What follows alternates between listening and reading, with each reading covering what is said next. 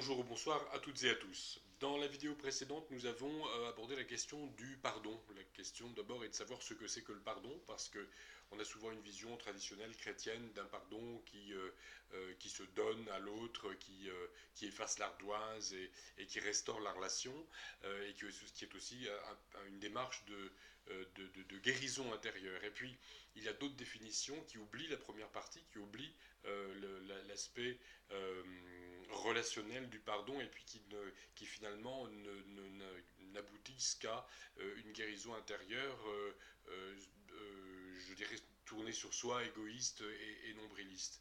Alors nous avons effectivement bien démontré que Jésus nous demande d'inscrire ce pardon dans une démarche d'amour de l'autre. Et donc je vous invite pour en savoir plus donc, à regarder la première vidéo, donc la vidéo S comme spiritualité, S01, qu'est-ce que le pardon. Alors maintenant nous allons développer la question du pardon et nous allons répondre à la question, ou tâcher de répondre en tout cas à cette question qui est quand même ardue et très, très complète et complexe. Peut-on tout pardonner? Alors la première des choses qu'il faut essayer de démontrer, ou en tout cas enfin, le premier problème qu'il nous faut résoudre, c'est de savoir si le pardon est une possibilité ou une obligation. Parce que Jésus nous enseigne que notre propre pardon est conditionné au fait que nous pardonnions. C'est-à-dire que si nous voulons être pardonnés par Dieu, il faut que nous pardonnions autrui. Quand Jésus enseigne le Notre Père, il dit, lorsque vous priez, dites, notre Père qui est aux cieux, etc. Et puis dans le Notre Père, il y a cette partie, cette pétition, dit-on, c'est-à-dire cette demande, pardonne-nous nos offenses, comme nous pardonnons aussi à ceux qui nous ont offensés. Et ensuite Jésus commente cette partie du Notre Père, et c'est la seule partie, c'est le seul verset du Notre Père que Jésus commente. Il dit, si vous pardonnez aux gens leurs fautes, votre Père Céleste vous pardonnera aussi. Mais si vous ne pardonnez pas aux gens, votre Père ne vous pardonnera pas non plus vos fautes. Alors le pardon est un commandement de Dieu. Dès lors, nous savons que non seulement nous pouvons pardonner, parce que Dieu ne nous demande pas l'impossible, mais donc nous devons pardonner, parce qu'en effet, Dieu nous le demande. Alors beaucoup de gens culpabilisent parce qu'ils gardent de l'amertume, et ils gardent souvent une souffrance à cause d'un mal subi. Alors non seulement ils ont été maltraités, mais ils ajoutent à cette souffrance celle de se sentir coupables du fait de leur souffrance. Alors il est donc nécessaire de clarifier quelque chose d'ambigu.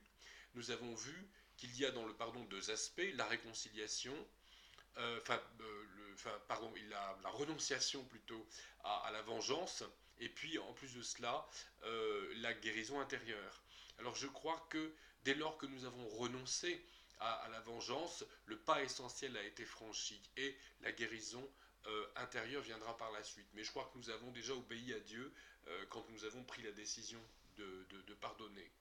Et par ailleurs, comme nous l'avons souligné dans la vidéo précédente, le pardon n'implique pas nécessairement justement la réconciliation. En effet, il est écrit dans la Bible, pour autant que cela dépend de vous, soyez en paix avec tous. Un verset que j'ai cité dans la vidéo précédente. Et puis il y a un autre verset qu'on pourrait citer également, les mauvaises compagnies corrompent les bonnes mœurs.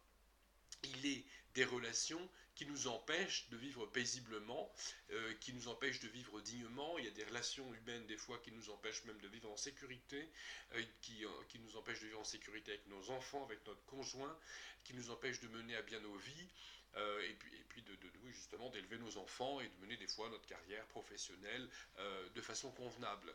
Alors le pardon n'implique pas toujours la réconciliation.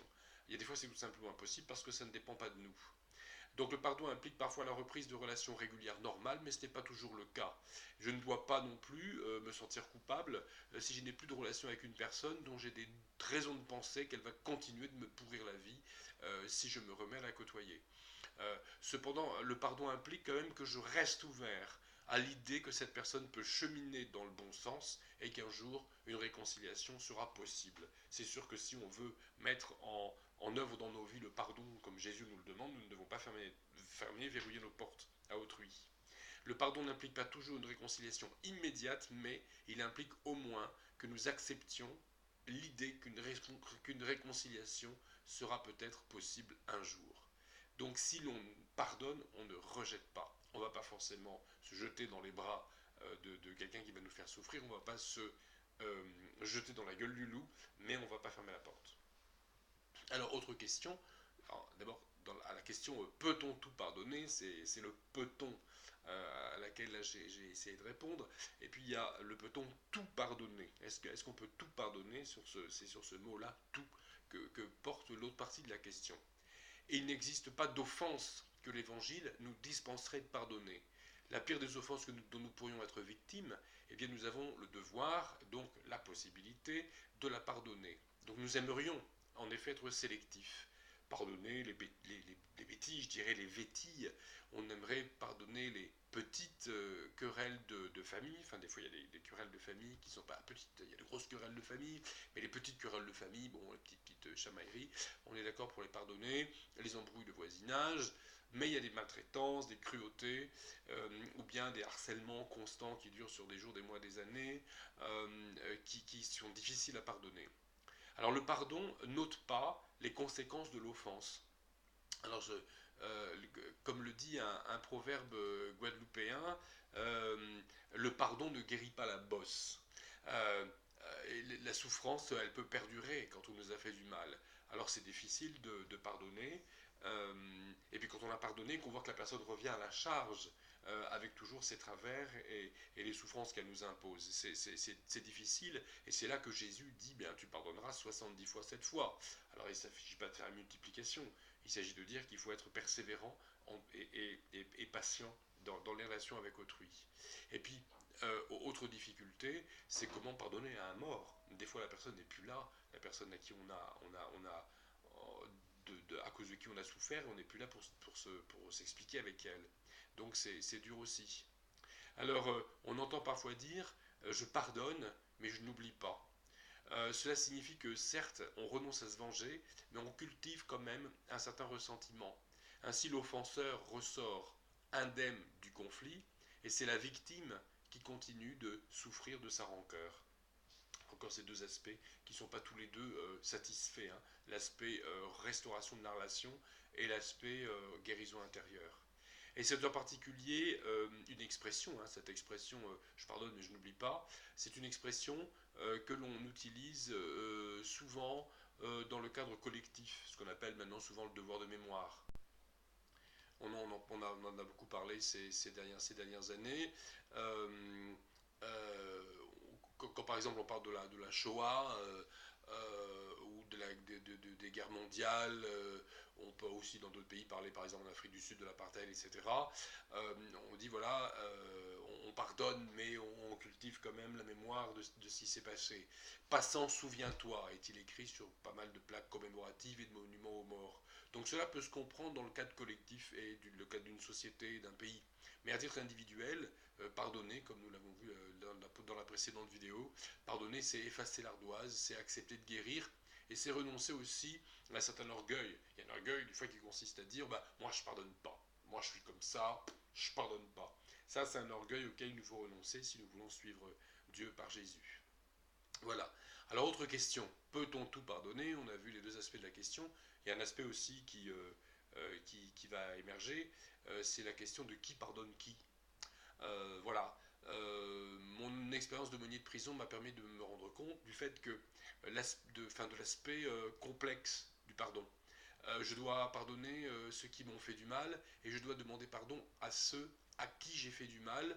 Et j'ai pu constater que certaines personnes, certains détenus qui avaient commis des agressions extrêmement graves, ont été capables de demander pardon à leurs victimes après avoir pardonné à leurs parents maltraitants.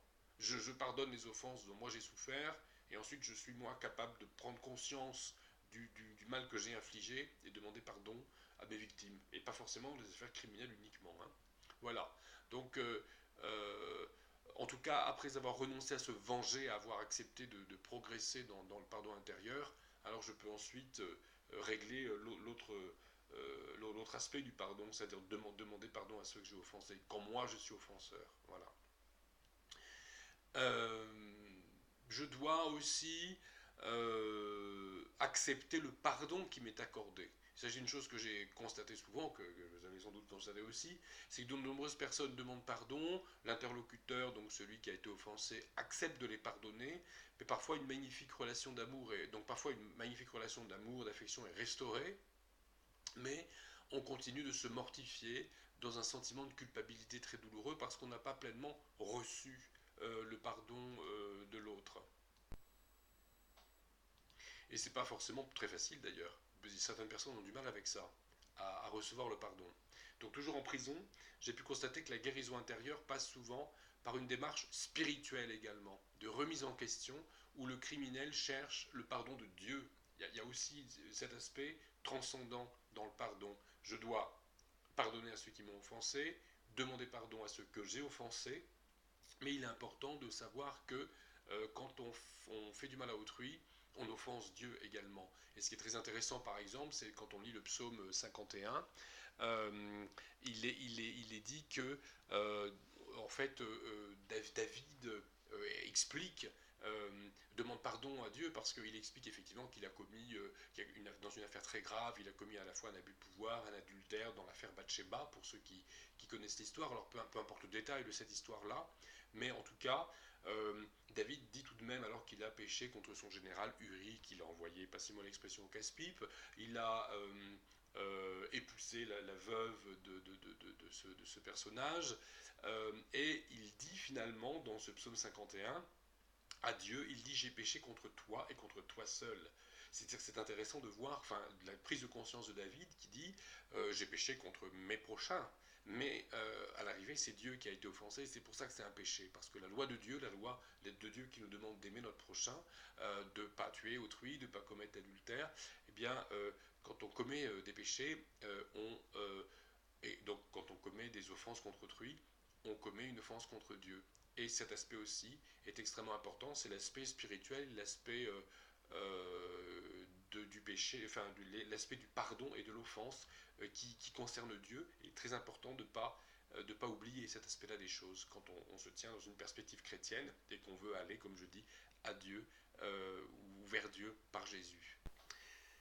Alors si vous voulez lire ce très beau psaume de repentance, je vous y invite, mais sachez qu'il est dans certaines Bibles, dans les Bibles d'édition catholique, il est numéroté 50, et c'est le psaume 51 dans les Bibles d'édition protestante.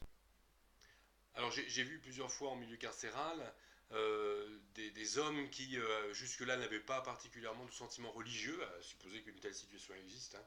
Je pense quand même qu'il y a une aspiration spirituelle chez tout le monde, mais en tout cas des gens qui ont été qui, face à une prise de conscience douloureuse du mal infligé à autrui, se rendent compte que le pardon des victimes, même s'il est obtenu, ce qui est quand même rare, ne suffit pas. Ils ressentent le besoin d'un pardon transcendant, du pardon de Dieu. Et je me souviens en particulier d'un détenu qui pleurait d'émotion en lisant un verset de l'Ancien Testament qu'il avait sur un calendrier où il y avait un verset biblique par jour. Et ce verset, c'est Michée, chapitre 7, verset 19, dans l'Ancien Testament, où il est écrit « Qui est Dieu comme toi, pardonnant la faute et passant sur le crime en faveur du reste de ton héritage ? Il ne garde pas sa colère à toujours, car il prend plaisir à la bienveillance. Il aura encore compassion de nous. Il mettra nos fautes sous nos pieds. Tu jetteras au fond de la mer tous leurs péchés. » Et je me souviens de ce gars qui était vraiment très très touché par ça et qui m'avait posé la question, mais est-ce que c'est vrai que Dieu jette mon péché au fond des mers, hein, puisque c'est ce que dit le verset de façon imagée, tu jetteras au fond des mers tous leurs péchés. Et de savoir qu'il pouvait par la repentance et la conversion obtenir le pardon de Dieu a été très libérateur dans la vie de cet homme qui par la suite a effectivement mené une vie de foi. Voilà. Donc la prise de conscience de pardon que Dieu nous accorde, ou qu'il veut nous accorder, selon là où nous en sommes dans notre cheminement spirituel, parce que le pardon de Dieu n'est pas systématique, il faut faire cette démarche de repentance, et bien la prise de conscience du pardon que Dieu nous accorde en tant que pécheur, c'est le point du départ du pardon pour pardonner autrui. Le pardon commence par une décision. Le pardon commence quand je prends la décision d'agir envers autrui comme Dieu agit envers moi. Et Dieu pardonne tout à celui qui croit en lui, se repent de ses propres manquements et se met en route vers Dieu à la suite de Jésus. Dieu n'est pas sélectif et donc nous ne devons pas être sélectifs non plus. Donc oui, on peut tout pardonner. Euh, Dans la prochaine vidéo, nous verrons comment pardonner, et c'est peut-être effectivement, passez-moi l'expression, de gros morceaux. En tout cas, comme l'a écrit il y a de nombreux siècles Augustin d'Hippone, qu'on appelle parfois Saint Augustin, Dieu donne ce qu'il ordonne. Jésus nous demande de pardonner et il ne nous demande pas l'impossible. Si c'était impossible, il ne nous le demanderait pas. Donc on doit pouvoir tout pardonner. Cela ne signifie pas que ce soit facile.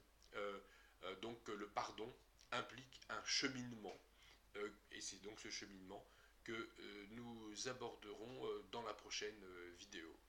Voilà, donc je vous remercie pour votre attention et à très bientôt pour la troisième vidéo, la vidéo S comme spiritualité, S03, comment pardonner.